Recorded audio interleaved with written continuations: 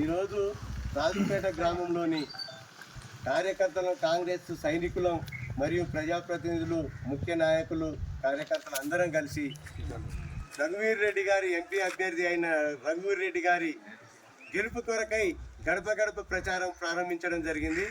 ఇట్టి కార్యక్రమంలో ఏ గడపను తట్టినా, ఏ ఆడపడుతుని తట్టినా కానీ ఒకే మాట వినిపిస్తుంది, కాంగ్రెస్కే జై అంటున్నారు, కాంగ్రెస్కే మా ఓటు అని వాళ్ళే ముందు చెప్తున్నారు. ఎందుకంటే అసెంబ్లీ ఎన్నికల్లో ఇచ్చిన 6 గ్యారంటీలలో 5 గ్యారంటీలు అమలు చేసిరు. మాకు ఉచిత బస్సు ప్రయాణం జరిగింది, అది ఓకే అయింది. ప్లస్ 500కు గ్యాస్ సిలిండరు అమలు పరిచారు. ఇలాంటి అభివృద్ధి కార్యక్రమాలు, 0 బిల్లు, కరెంటు బిల్లు కూడా వచ్చింది, మాకు శాంక్షన్ అయినది.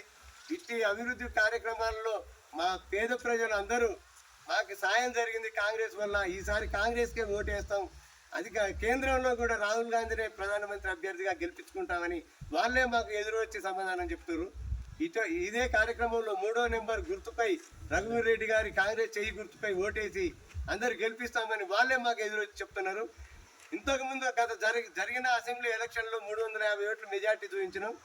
ఈసారి ఎంపీ అభ్యర్థికి 500 ఓట్లు మెజార్టీ చూపిస్తామని ఈ అందరి పూర్వకంగా తెలియజేసుకుంటున్నాం. జై కాంగ్రెస్, జై కోమటిరెడ్డి, జై పాషం రామ్ రెడ్డి, రాహుల్ గాంధీ నాయకత్వం.